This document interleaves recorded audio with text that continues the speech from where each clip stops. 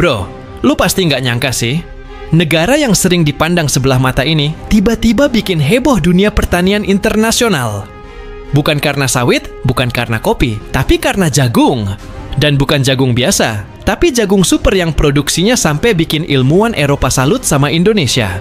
Serius, ini bukan dongeng, ini kenyataan. Gimana ceritanya jagung lokal bisa bikin negara-negara maju kayak Prancis, Jerman, dan Italia langsung insecure? Lo wajib tonton terus, karena informasi ini bukan cuma bikin bangga, tapi bisa ngebuka mata lo soal potensi gila yang Indonesia punya. Cek fakta ini, gengs. Jagung super yang dikembangkan Badan Riset dan Inovasi Nasional, BRIN, bareng para petani lokal, berhasil mencetak rekor produktivitas sampai 20 ton per hektar.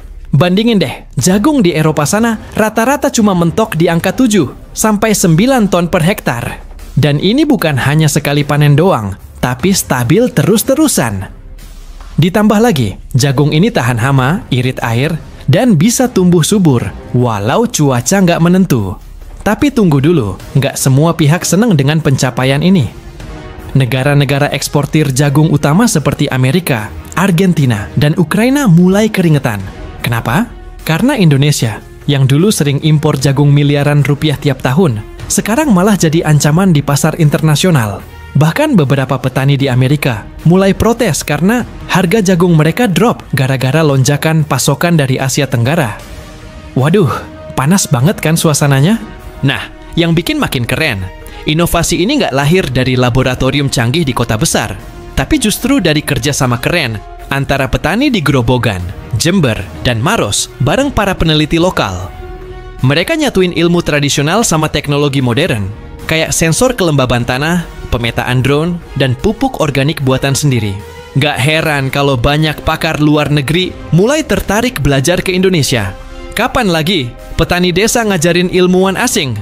Bayangin aja Pak Sutrisno, petani dari Jawa Tengah, yang dulu cuma bisa panen jagung 5 ton, sekarang panennya sampai 20 ton. Anaknya yang dulu hampir putus sekolah karena nggak ada biaya, sekarang malah kuliah teknik pertanian di kampus ternama berkat hasil jagung super. Dulu mereka cuma mimpi punya rumah layak, sekarang udah bisa bangun rumah 2 lantai dari hasil jagung. Ini bukan cuma soal pertanian, ini soal perubahan hidup yang nyata, bro. Lo juga harus tahu, jagung super ini ternyata hasil riset lebih dari 12 tahun. Dan uniknya, benih awalnya itu berasal dari varietas jagung lokal suku Baduy yang diolah secara tradisional turun-temurun. Siapa sangka, benih dari ladang terpencil bisa jadi kunci revolusi pertanian dunia. Bahkan ada satu perusahaan dari Swiss yang nawarin beli paten jagung ini seharga $10 juta, sekitar 160 miliar rupiah. Tapi Indonesia nolak mentah-mentah. Karena apa? Karena kita nggak mau lagi jadi penonton di pasar global. Merinding nggak loh? Tapi cerita belum kelar, bro. Karena keberhasilan jagung super ini ternyata menyentuh sisi yang jauh lebih dalam dari sekadar angka dan tonase. Ini soal kebangkitan, soal perlawanan diam-diam bangsa kita terhadap sistem global yang selama ini bikin Indonesia tergantung sama pangan luar negeri. Lo tahu nggak, selama puluhan tahun Indonesia tuh jadi langganan impor jagung dari negara-negara kaya. Bahkan di tahun 2015 aja, kita impor jagung sampai 3 juta ton. Nilainya lebih dari 3 triliun rupiah. Duit segitu banyaknya, ngucur ke luar negeri tiap tahun cuman buat ngisi perut sendiri. Ironi banget nggak? Negara agraris yang tanahnya subur malah jadi konsumen, bukan produsen. Makanya, ketika akhirnya Indonesia bisa ngembangin jagung super, ini bukan cuman pencapaian teknis, ini perlawanan. Lo bayangin, petani yang dulunya merasa kecil dan gak punya daya tawar, sekarang jadi ujung tombak perubahan besar. Mereka gak cuma tanam, tapi ngerti teknologi, ngerti cuaca, ngerti pasar. Dan yang lebih gila, mereka sadar mereka berharga. Cerita dari Sulawesi Selatan misalnya, ada komunitas petani milenial yang ngebentuk tim riset kecil bareng kampus lokal. Mereka nggak mau cuma jadi buruh tanah seumur hidup. Mereka belajar cara nyiptain benih unggul, ngatur pola tanam berkelanjutan, sampai bangun jaringan distribusi sendiri lewat aplikasi digital. Lo percaya nggak? Ada anak muda petani jagung yang omsetnya udah tembus 200 juta rupiah per musim tanam. Dulu nggak ada yang ngelirik mereka. Sekarang, Perusahaan-perusahaan gede malah antri buat kerjasama.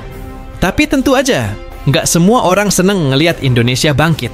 Di balik keberhasilan ini, ada tekanan halus dari luar negeri yang mulai muncul. Beberapa organisasi perdagangan internasional mulai nge-review kebijakan ekspor Indonesia. Mereka khawatir surplus jagung dari Indonesia bisa ganggu kestabilan harga dunia. Padahal, selama ini mereka yang bebas ekspor seenaknya. Giliran kita maju malah dibilang ancaman. Klasik banget kan? Ada juga cerita bocor dari salah satu perusahaan agrikultur multinasional asal Amerika yang katanya mulai lobi-lobi diam-diam ke pemerintah supaya produksi jagung Indonesia dibatasi atau minimal dikendalikan lewat lisensi benih. Mereka takut dominasi pasar mereka goyah. Padahal yang kita lakuin itu pure hasil kerja keras dan inovasi. Bukan manipulasi, bukan kartel. Sementara itu di dalam negeri, pemerintah juga mulai sadar. Program ketahanan pangan yang dulunya cuma jadi jargon, sekarang mulai dapat napas baru. Dinas Pertanian di berbagai daerah dikasih target baru. Bukan cuma produksi, tapi juga kualitas dan kemandirian. Dana riset dinaikin, pelatihan petani dimasalkan, dan teknologi mulai disebar sampai ke pelosok. Ada lompatan sistemik yang jarang banget kejadian sebelumnya. Tapi yang paling bikin hati merinding tuh ketika lo ngelihat perubahan sosial di level paling bawah. Anak-anak petani yang dulu minder, malu ngaku bapaknya kerja di sawah, sekarang bangga. Bahkan banyak yang mulai balik ke kampung buat bantu ngembangin pertanian keluarga. Ada gerakan kecil, tapi kuat, buat balikin martabat petani ke tempat yang seharusnya, di puncak. Dari keterangan Mbak Sari, alumni pertanian IPB, yang sekarang handle komunitas petani muda di Lampung. Dia cerita, dulu mimpi kita cuma panen lancar. Sekarang kita mikir gimana caranya jagung kita bisa masuk ke supermarket Eropa. Kita udah nggak takut bersaing. Kalimat itu tuh simple tapi dalam. Karena selama ini kita selalu dibikin takut. Takut gagal, takut kalah, takut nggak mampu. Padahal nyatanya kita bisa. Dan ini baru jagung. Belum singkong, belum padi hitam, belum buah-buahan lokal yang punya potensi ekspor gede banget. Tapi jagung super ini jadi pembuka jalan. Bukti bahwa kalau Indonesia dikasih ruang, dikasih kepercayaan, hasilnya bisa ngagetin dunia. Ada juga yang nanya, emang kenapa sih kita harus ekspor? Bukannya mending cukup buat dalam negeri dulu? Nah, pertanyaan kayak gitu valid, tapi ada konteksnya. Kita ekspor bukan buat pamer, tapi buat buktiin ke dunia bahwa kita tuh bisa jadi pemain, bukan cuma pasar. Dan di era global kayak sekarang, kalau lo nggak main di pasar luar, ya lo cuma jadi target penjualan mereka. Simple. Ditambah lagi, ekspor jagung super ini bisa bantu stabilin ekonomi desa. Petani dapat harga lebih tinggi, desa dapat pemasukan lebih banyak, dan yang paling penting, mereka nggak tergantung sama tengkulak. Lo ngerti kan? Selama ini banyak petani yang kerja keras, tapi hasilnya dikuras tengkulak karena nggak punya akses pasar langsung. Nah, sekarang sistem itu mulai runtuh. Satu hal yang nggak boleh dilupain juga, jagung super ini bukan hasil dari satu orang atau satu lembaga aja. Ini hasil gotong royong. Hasil kolaborasi antara petani, peneliti, kampus, pemerintah daerah, bahkan anak muda yang biasanya jauh dari dunia pertanian. Dan itu yang bikin ceritanya jadi makin kuat. Karena keberhasilan ini inklusif, merata, dan mengakar. Indonesia tuh kayak singa tidur yang mulai bangun. Pelan-pelan tapi pasti, kita mulai sadar kekuatan sendiri. Dan dunia mulai ngeh juga bahwa negara ini nggak bisa terus dianggap kecil. Lewat jagung, kita ngasih sinyal keras ke dunia.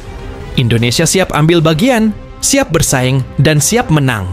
Dan yang bikin makin epik, ternyata jagung super ini juga punya efek domino ke sektor lain.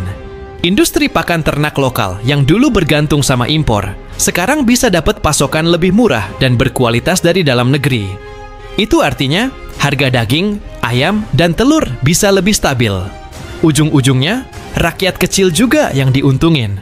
Ekonomi mikro jalan, konsumsi rumah tangga naik, dan angka inflasi bisa ditekan. Impact-nya tuh luas banget, bro. Kalau dipikir-pikir, siapa sangka sebuah tanaman sederhana kayak jagung bisa jadi simbol perlawanan, kemajuan, dan harapan. Tapi emang, begitulah kenyataannya. Kadang revolusi nggak datang dari pidato megah atau konferensi besar, tapi dari ladang-ladang sunyi yang penuh peluh dan doa. Gengs, jagung super ini bukan cuma soal pangan, tapi soal harga diri.